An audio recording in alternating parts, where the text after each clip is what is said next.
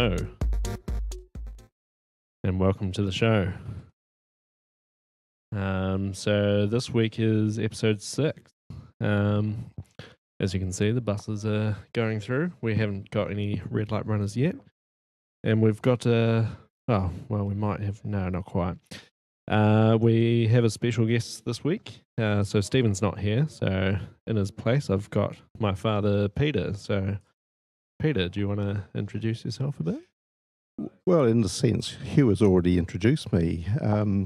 I wasn't going to mention the relationship.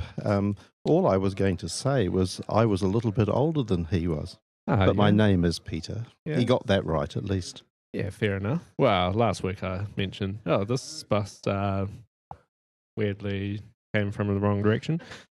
So once we get that, we just bump up that 0 to a 1. So first red light of the day.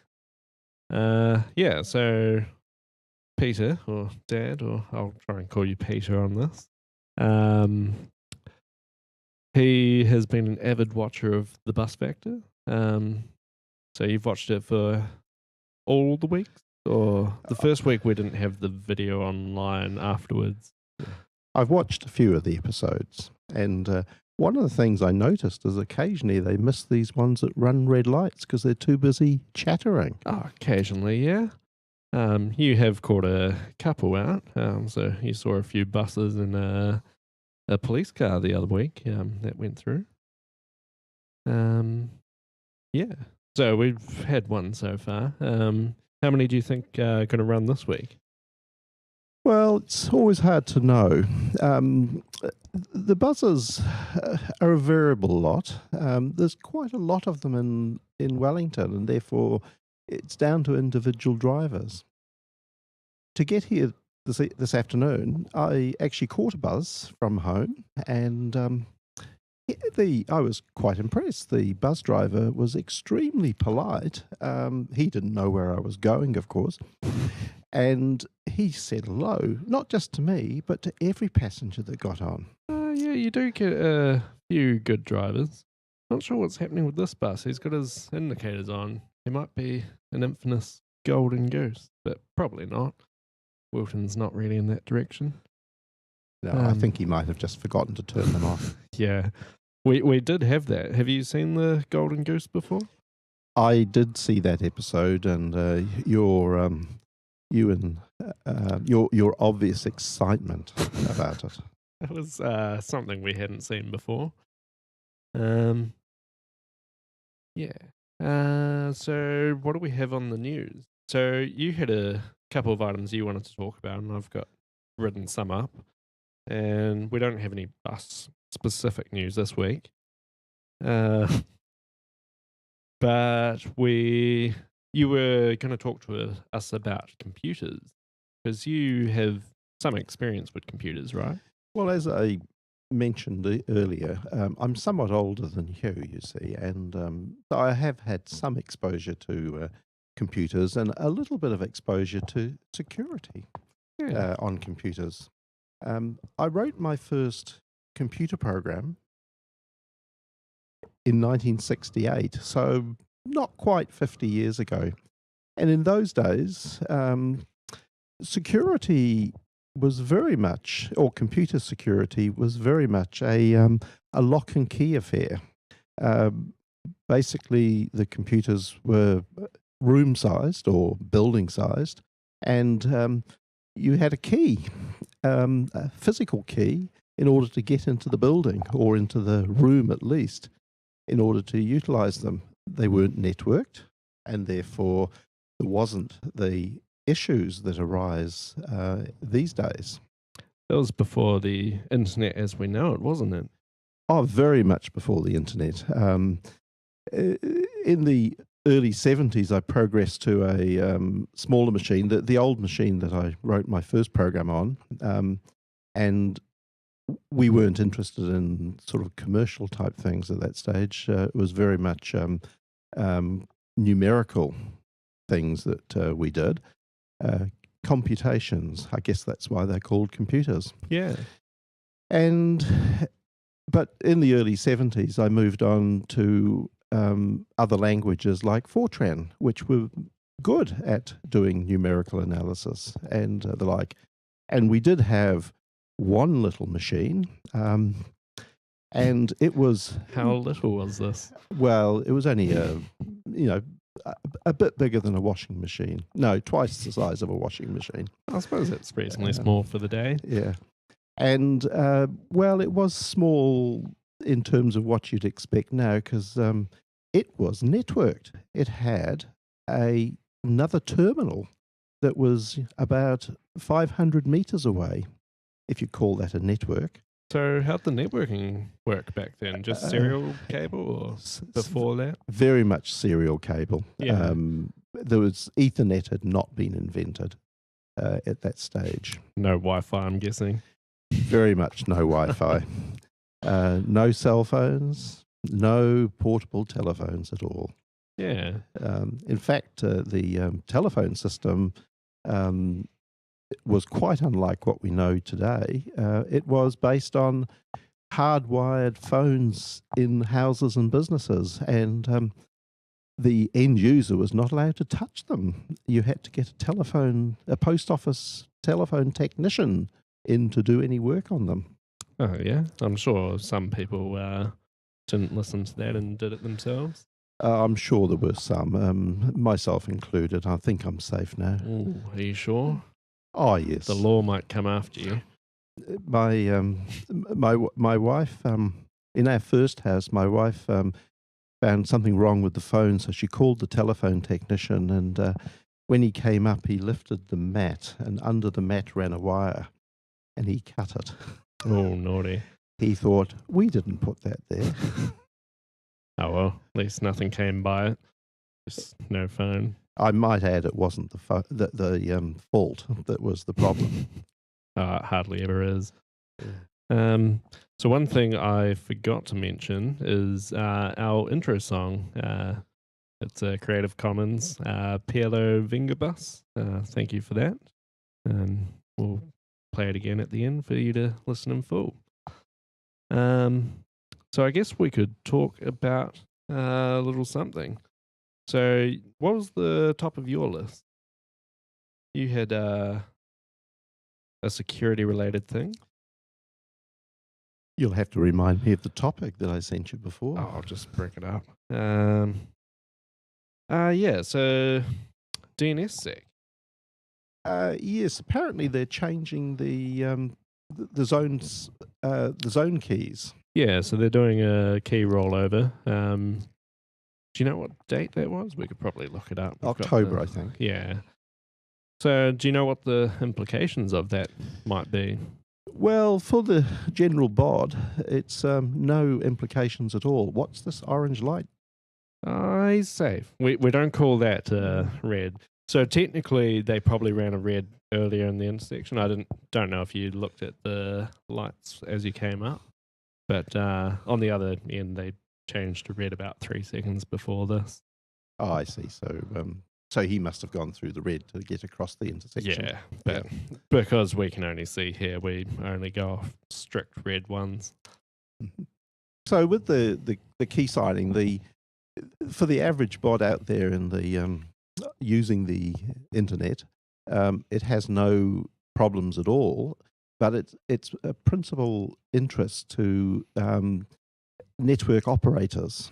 But Hugh could probably fill in more detail on this. Oh, I guess. So some people use DNSSEC. There's not that many, but higher level domains. So the .nz domain is fully signed by DNSSEC. I used to run DNSSEC, but had some issues due to old email servers actually not being able to reply to me, because instead of looking up the MX record, then the A record, they looked up the NE record and just got all the DNS replies back, and it was over 512 bytes, so I couldn't go over UDP, and the mail server from 20 years ago just didn't switch over to TCP, which is in the standard, but as you can imagine, not every piece of software follows standards to the letter.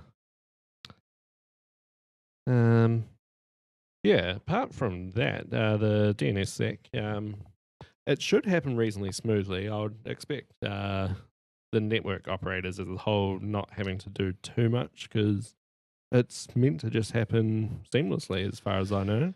From what I've read, it appears that they've actually had a sort of a testing sessions to ensure that all those high-level operators, network operators, have updated their software to deal with the increased key length. I guess that's what we should have said. Increased key length. It did bump up the key length a bit, didn't it? Yeah. So we've got a bit more secure.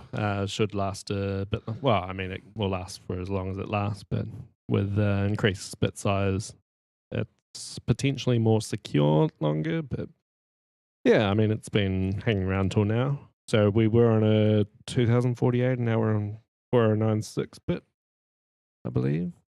Didn't quite look up this precisely beforehand. Yeah. So the boss just came back in the office, so Peter's introducing himself around. So what would you like to talk about now?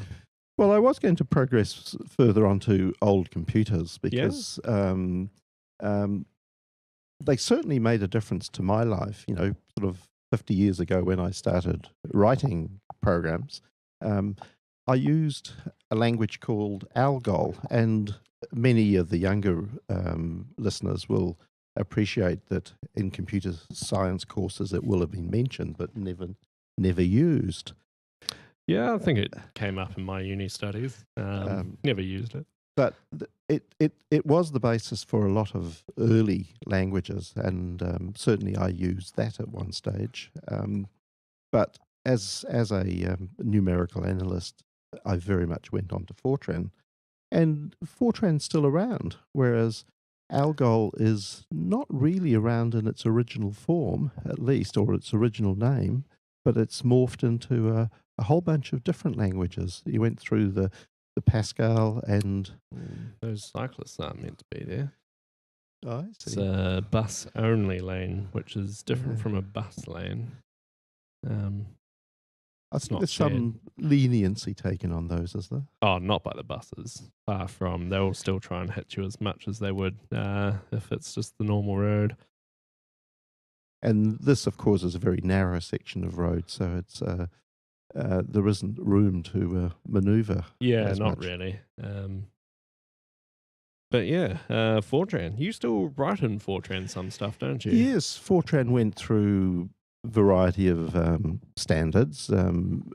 Essentially, back in the 60s, 70s, it was Fortran 4, and then became, well, in the late 60s, Fortran 66, which is pretty much what Fortran 4 was. And then you have Fortran 77 and Fortran 80 something. I'm guessing those are and years. 90. Oh, yes. and there is a current standard in the early 2000s. And so it is kept pace as a modern language, but it's very, very specialized in terms of used by numerical analysts. Oh, yeah. So what do you think your first program you wrote in Fortran was? Well, what I wrote was a Fourier analysis program. Now, there's a buzz just gone through an orange. Just an orange, though. Nothing to get too wound up about. It'll be good once the buses line all the way back up and then they can't even fit. So my early interest was in Fourier analysis or signal processing generally. And of course, since then, there's been a lot of developments. I continue to write or write and run programs that do signal processing. So it's a specialized area. Very much so. Did you ever use COBOL? There was a question from our audience. No, COBOL dates from about the same time and is sort of still in use. There's an awful lot of code out there still in COBOL. Yeah, quite often in financial institutes and whatnot. Certainly one of the organizations I worked for, while I was doing the numerical stuff, there were other people doing commercial type computing. Can't really call it computing, it's processing, isn't it? Yeah. and they used COBOL. And I had a reading knowledge of it, but I would never sit down with a blank sheet of paper. And because, in fact, in those days, we did sit down with sheets of paper. We did not have terminals as you know them today. Yeah. So you just had giant mainframes and punch cards and whatnot. Oh yeah, he's bringing out his old school punch cards. Yeah. So you would literally punch holes in that piece of card. Pity we don't have this on camera. We can't really. It won't focus. Yeah, certainly. I used punch cards, and we had in our building. There's a 2-story building. We had a mainframe and a telephone exchange. That was the whole contents of the building. And then there was a room full of ladies, typically ladies, punching cards for people. And we would then have a stack of cards to feed into these beasts. And because of my position, I was allowed to operate the mainframe. And after the normal work had finished, and in that case, I would be able to sit in front of what would amount to less than the power of a modern PC. Yeah. But it occupied a whole room. And how many punch cards would it take to write a program? Well, one per line, essentially, and some of the programs, the numerical analysis programs that I would have several thousand lines of code. A lot of punch cards. A lot of punch cards, but and now you just use them for note taking. That's right. They're my note taking. Oh well, saves wasting some more paper. You've already got it. So. And we didn't have network computers, so that came later, where we could join into the mainframe remotely, and we then switched to typing them and saving them on disk. Yeah. And saving them on magnetic tapes. Yeah, I suppose disks weren't as cheap as they are now back then. No, they certainly weren't. You didn't have much storage space. No, one of the early computers I had that I used had, this is the IBM mainframe. It had two disk drives, removable disk cartridges, and each one I think were 2.5 megabytes. 2.5 megabytes. That's a bit over a floppy disk, but what sort of size were they? Physical size. They were 14-inch diameter. That's a fair amount. That's about 350 millimeters. Yeah. I've still got some in the basement, Hugh, at home. I have seen them before. And I've still got the drives that they run in. Yep, I think I've seen one of those in action at some point. And I've still got the DEC computers that you used as a baby. Yeah. I guess I might have used it as a baby. I can't remember that far back. When you were 3 anyway. Well, what was your first computer? What, the one at home or the first one I ever used? First one you ever used? It was an Elliott 803. What year was that? 1968. That's a few years ago now. And then we progressed to an IBM 1620 and an IBM 360. And I suppose you never really had a family computer at home because they just didn't exist? Not in those days, no. My first home computer was a home-built one, a microprocessor-based one. Oh, yeah. About 1980 or 82 or something like that. Yeah. I guess, yeah. We got a computer, well, we had computers at the house when late 80s at least, I know. We had DEC PDP-11s prior to that. Yeah, those big things. And the children learned to type on the terminals because they were networked. Networked within the house. And they learned to type command line instructions and none of this graphical stuff. No such thing as a GUI back then, right? They were coming in. They were coming in. Or a web interface or anything you might say. No mobile apps. And about 1980, there was really no internet. No, that was sort of coming through in the late 80s, early 90s. Certainly not in New Zealand. Yeah. Waikato was the first place with the internet? That area, the universities essentially, Yeah. and the government research organisations. Yeah. Oh, that's fairly interesting. It's good to get a bit of history. So what sort of security concerns would you have looked at Well, once networking came into play? Well, as I said, before the networking came into place, it was very much lock and key and a door, physical security, keeping people out. And certainly at home, even before we had external networking over the internet, I used to use telephone dial-up to bulletin boards and the like. Yeah. And that was a way of communicating over a network. And that involved simple logins with passwords, but they were plain text passwords. They weren't saved in a secure manner. So that was with Telnet or with something earlier than that? Probably something earlier than that, because it was just a terminal program. Right. And there were a variety of them around. Yeah. But an interesting one is, as a parent, you want to stop your children spending too much time on the computer. And so we did have passwords set to prevent them. I think we got around those. Yes, they were known to bribe the babysitters. Bribe the babysitters, swap the keyboards, a whole lot of things. Or just guess, what's the cat's name this year? Yeah, and certainly, so we didn't take security as seriously, and the need to do it seriously wasn't as great then as it is now. Yeah. So I guess it's a good segue to talk about some current world security things. So has anyone heard of this Russian hacker?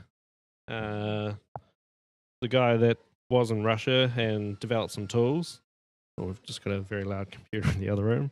So a Russian hacker developed some tools, and he found out that the Russian government was actually using them for hacking the States. So he turned himself in. So his name, online alias of Profexor. So he found out that Russia was using this in malicious intents against the US, and he turned himself into the US, and now he works as an informant. Kind of interesting. But it shows that not everyone's a bad person, and when they find out governments are doing sort of state level things, they want to put their foot down and say, no, don't use my tools. Well, I suppose they're still using his tools, but yeah, kind of a bit of an interesting thing that I read recently.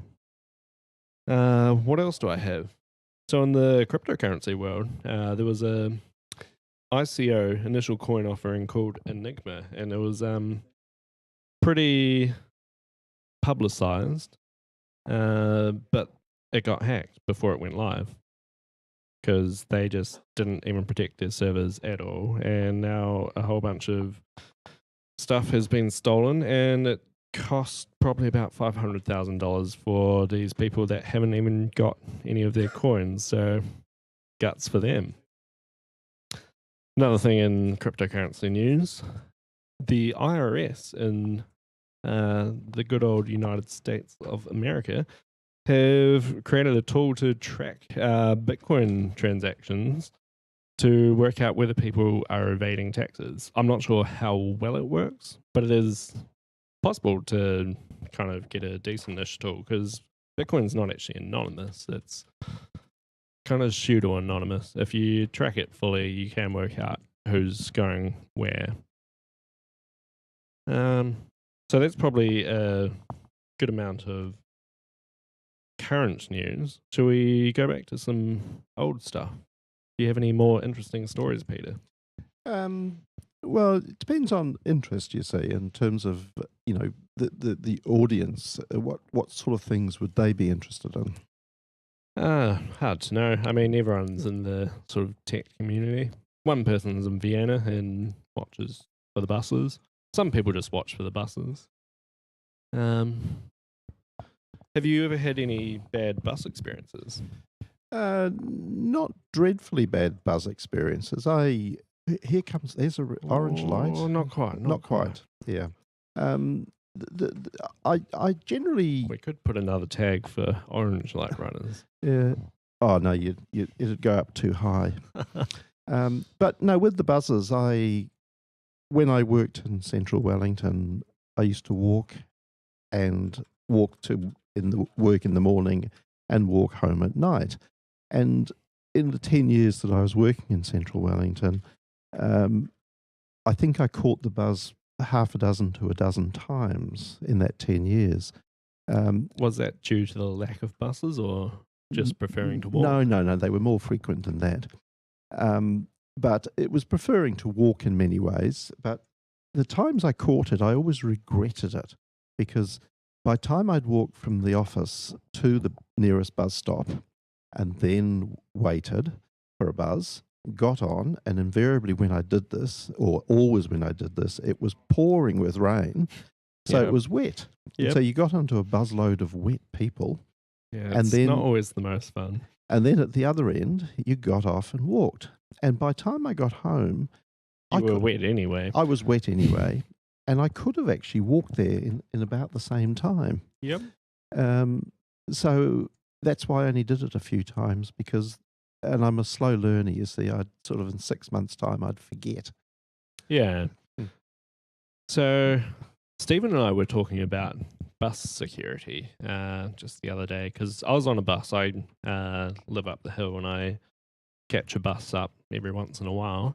And there's this thing in Wellington called Snapper. You don't use Snapper yourself, do you?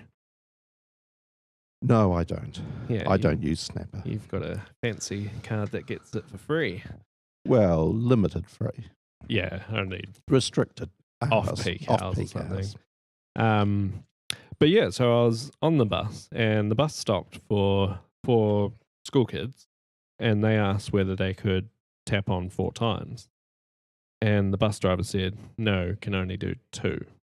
Which made me think. So Wellington's one of the few cities that I've been to that have a travel card that lets you tap on 2 people at once. Most cities only let you tap on once, and then you walk through a turnstile or something like that. But it made me think, if you're going to make it more than one, why not make it infinite or just a bus full of people? It seemed odd that you couldn't get 4. Moral of the story, the bus driver was nice and let 2 get on for free. And yeah, it was kind of cool. But it made me start thinking about potential other bus security flaws. Snapper is an interesting one because you can just tap on, then tap off at the next stop, and the bus driver probably won't notice. Not that I've done it myself, but potentially we could do that on a future live bus factor. Live on the bus, that is. Yeah.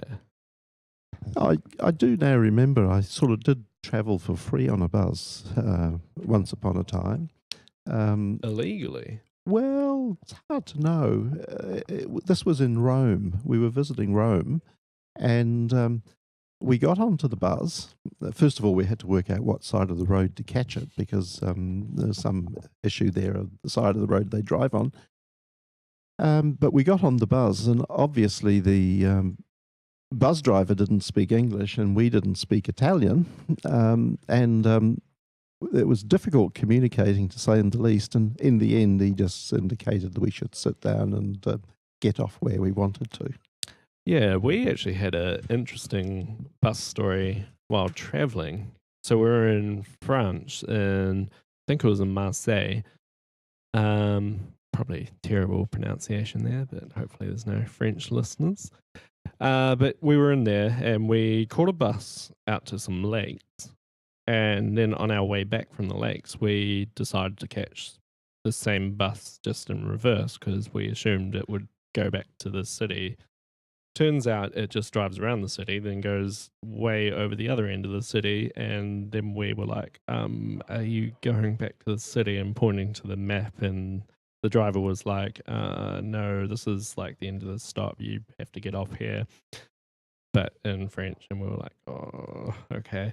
In the end, he was a bit nice to us and drove us a bit of the way back because the depot was about halfway, and we ended up having to walk about 5k to get back to the town. But we found it really odd that the two sides of the route was different because you would expect a bus to go from point A to B, then point B to A, but this one was point A to B, then point B to C, then something else. Who knows? But yeah, traveling on buses, especially in a foreign tongue, is quite interesting. It's interesting you said before you caught the bus down and your driver was quite polite. Yeah. Now, I find some bus drivers are quite polite here. Well, certainly I thought so today. He didn't have a huge number of people on the bus, so I guess it's easier to be polite to a few than to crowds of people. Yeah. But he greeted each one as they got on. So comparing to my childhood in Wellington, where I caught buses, I found that the majority of the bus drivers were quite polite back then, but now it seems quite the opposite. In my experience, I catch buses fairly regularly.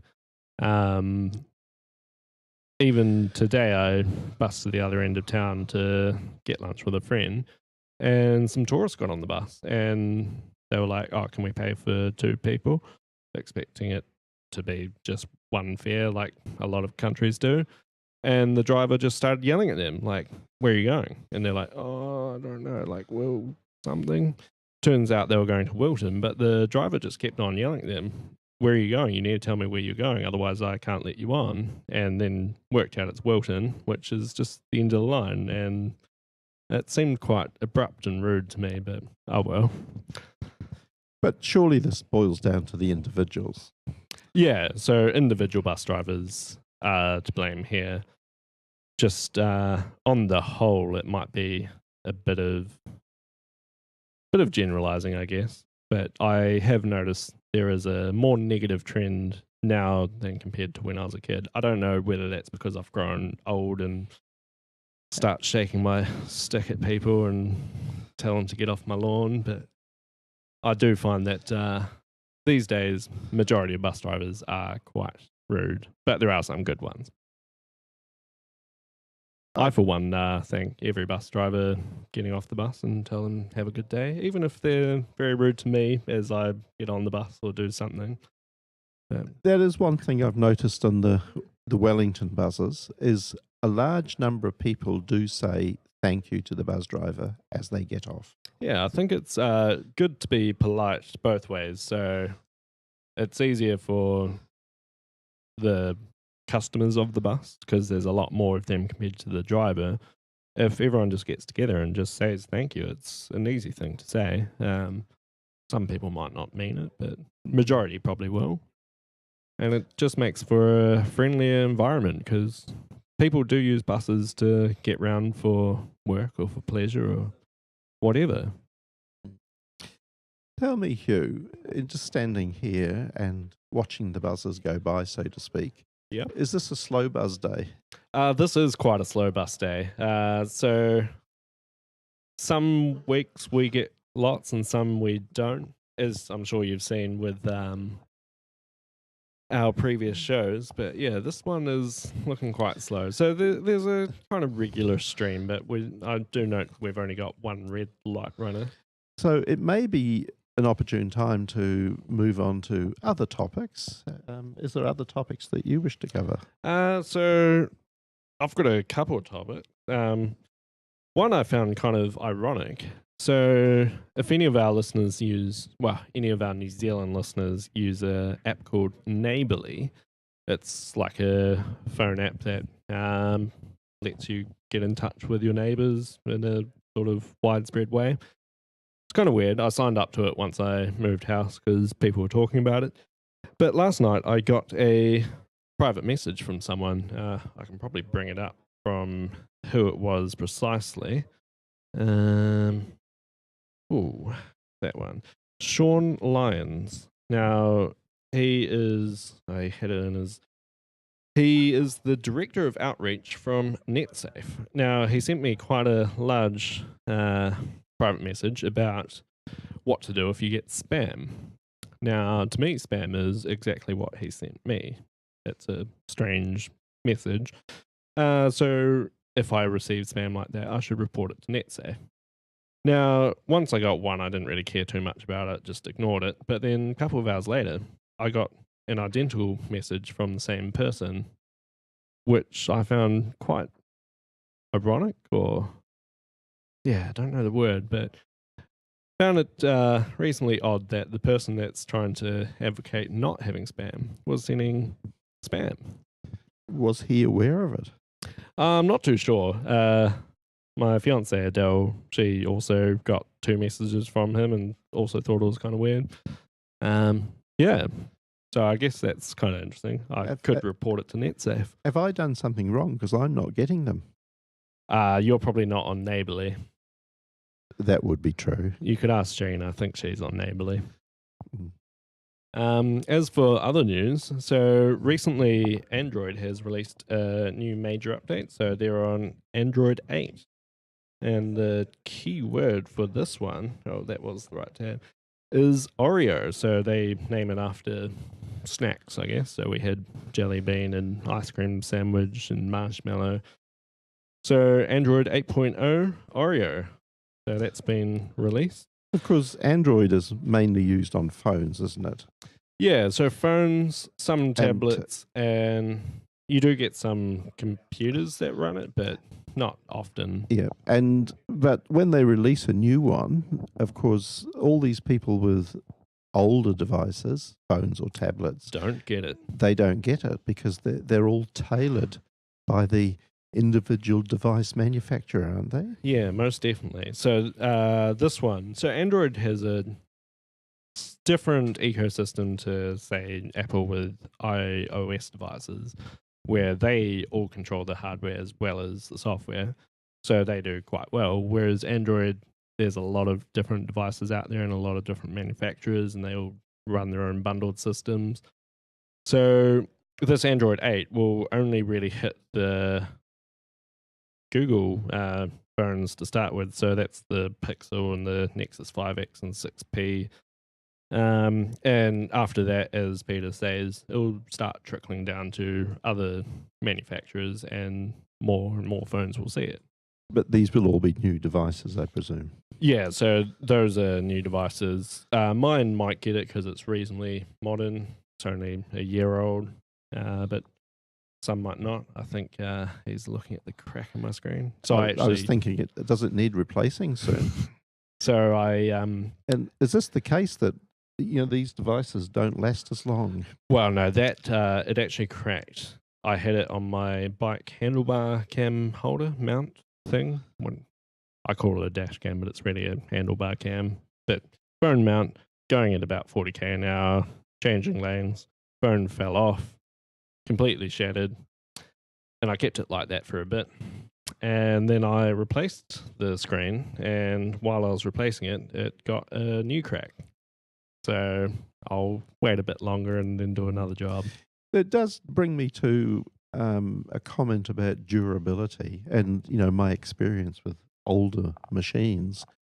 They just worked. They just work, and they continue to work. You could probably throw a sledgehammer at them and they'd still work. Well, I wouldn't do that generally. I wouldn't want to try because they're becoming rarity value. I've got some old gear in my basement that dates from the early 70s. So how long ago is that? More than 40 years, and it still functions. Yeah, I'm not that surprised, to be honest. They say in the nuclear bunkers in the States, they just have computers from the 70s because they still work. Well, they have security issues, but they're aware of them. they're happy with the risk. And that is the case with a lot of old industrial and scientific and medical equipment. They run on old equipment, and some have got locked into them such products as, say, Microsoft Windows. Oh, wow. Well, this could be it. So this Turner, I would call that a red. Stephen might not, but he's not here. And we're quite low on the count today.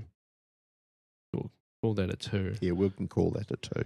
Because his line's slightly further forward Yeah. when they're turning around. So they queue in a different lane. Yeah, so they sometimes queue in a different lane. You can see when a turner's coming, when the bus is coming towards us. Slow down or stop or flash some lights. Some weeks we have the camera angled more down. We can kind of tilt it with this, but we probably need to remount the camera. Or put a big mirror across the road. Oh, we could. I mean, we think the buses can see us because we're kind of standing here. So last week we did it dark to try and avoid buses being able to see in, but when Stephen went for a walk, he just saw 2 silhouettes. So well, when I went for a walk earlier, looking up here, it sort of wasn't really visible. It's hard to see, but it depends on the ambient light. Yeah, if it's darker, it's actually quite light out at the moment. Interesting for the time. Well, the shortest day has finished. There's 2 of them. 2. Oh, they were both on red lights. Be a third? No, just 2. You sometimes get a backup after some turners where so if the bus doesn't fully go on the right lane to turn, then there's some waiting behind them. And they rush through. They do rush through. So it was quite slow, but it seems to be going a bit faster now that we're past the halfway mark, I guess. So some things you mentioned to me earlier, you were going to talk about IoT devices. Well, IoT devices, Internet of Things. Internet of Things, Anything. And these are where your washing machine or your toaster or some other innocuous device has built into it a little processor and possibly Wi-Fi.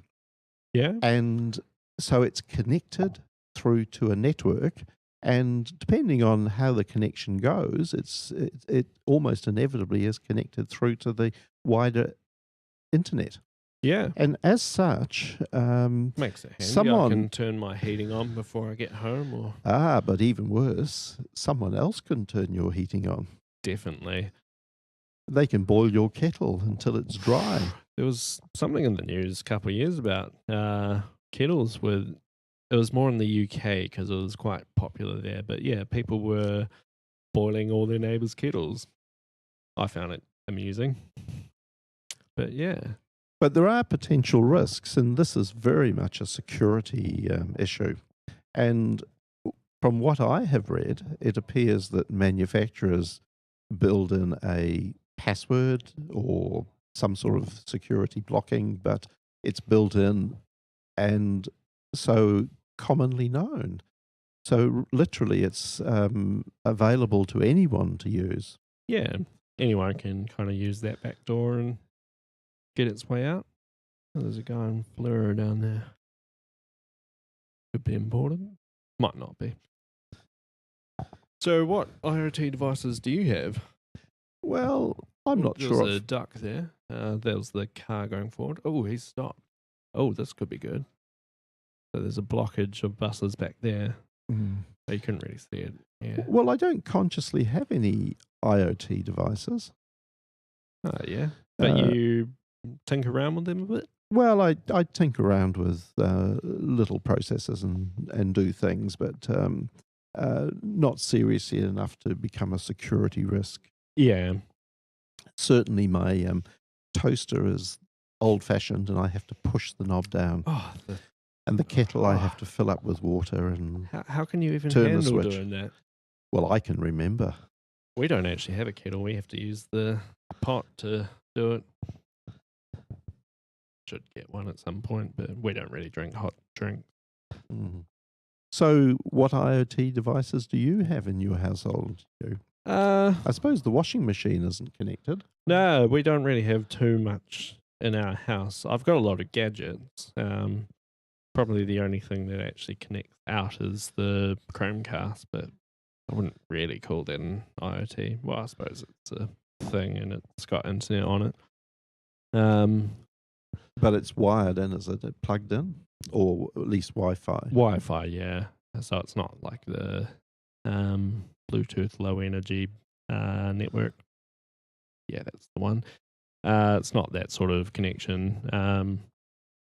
But my comment about IoT things was basically just to highlight the security issues, the fact that there are security issues. Oh, definitely, yeah. Rather than advocating that they're a good thing. Yeah. But they're certainly becoming more prevalent. And I think the general bod out there that would have these devices in their household possibly aren't too concerned about security.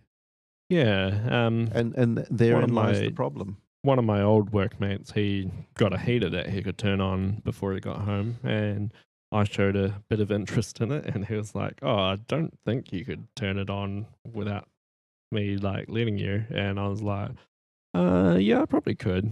So he told me his IP, and that's it, and got some sweet heating action going at his house. He was a bit surprised, but I told him the mode to sort of tweak it a bit.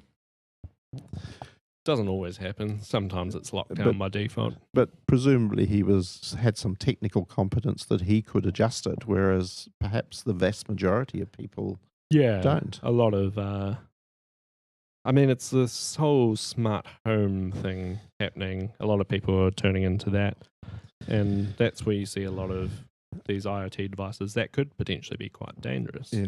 Turning on an oven as soon as someone leaves for work, and your house might burn down. Yeah, I don't think it's reached very high proportions in New Zealand yet. No, not yet. But from what I read in the States, it's not in the average house, but it's certainly more prevalent there. Yeah. Yeah, so how much time we got? We got another 10 minutes. Do you have any more war stories, so to speak? Well, depends on what you talk about, war stories. Or would you want to talk about, you recently read something on the Register, didn't you? Just trying to think. I've read a lot of things. There was an article recently about corporate security, and should you have it in-house or should you outsource it? And the comment was made that in fact you need that expertise, and you can't have the complete expertise within your own organization, so that you really need to outsource. Yeah. I think for most companies that would be definitely a thing you need to do. I've dealt with people that think they can just do it all in-house, but then they have a lot of stuff wrong. But this also extended to, smaller organizations which would outsource, say, their email to the likes of Microsoft or to Google or whatever. Yeah. And think, they look after everything. But in fact, while they do look after everything on behalf of themselves, to ensure their network is right, they may not, in fact, be the optimum in terms of security for each little organization. Yeah. And they still have to look after their own and possibly outsource because they don't have in-house expertise. Yeah, definitely. Do you get into that sort of thing, Hugh? Outsourcing security. I think by definition, I work in a pen testing company, so you're providing the expertise. Yeah, so we don't outsource our security needs, but people come to us for their outsourcing need. Yeah. Hopefully some more buses run through. What else could we talk about? Don't really have too much more on my list. Oh, there's one more thing, but that's not really. The other thing you tried the other day was to glue a coin down. Oh, yeah. And I went for a walk out there earlier on. Yeah. And I thought to myself, should I get some glue and glue a dollar or whatever? Oh, we've got glue here somewhere. Yeah, you've got to have the right glue, because looking at the last episode where you did that, came off fairly easy. It seemed to lift very easily. When I have glued... it's actually illegal to glue coins. To deface the... deface the currency. Deface the queen. To deface the national coin, whatever. Yeah. But nonetheless, people do it. Oh, yeah, definitely. I've never actually done it before. I've seen other people do it, but this was the first time for me. I think we did one out by the front gate once upon a time. Ooh. Must have been when you were very little. Very rebellious of you. There's no buses this cycle. Well, it's a very slow buzz day. Yeah. But, and it stayed there for weeks, but it did disappear in the end. Yeah. Someone will come back with a hammer and chisel. Yeah, appropriate tools or adhesives. Well, not adhesives. Anti-adhesives, I guess you could say. So you didn't have another one in mind? No, we might do that another week, but we were thinking of doing something different every week. But I know it's hard enough just to do it every week. So for next week? Next week, how are you going? So next week I won't actually be here, but Stephen will be running the ship there, and potentially we will have a guest speaker like yourself co-hosting with him. We've got a new person in the office that showed some interest, but we'll see what happens. That sounds very hopeful. Yeah. Well, we've been going strong. So this was episode 6, and we've got some listeners, and yeah, I think we're doing all right. And the audience have any requests? Haven't actually checked the chat today. Haven't checked the chat. I guess the audience has mentioned stuff previously in the chat. Struggling to find the chat here. Twitch is very slow sometimes. We got some buses back again.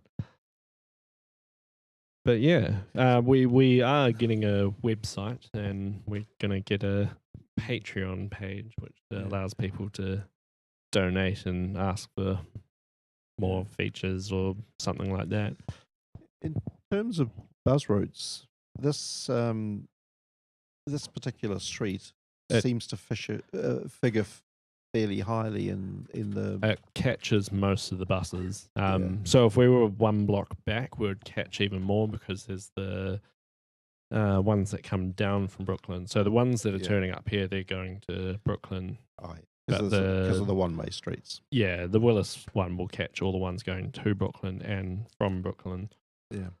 But yeah, majority... So they call this the Golden Mile because the Go Wellington buses were yellow, and they were basically the only ones there.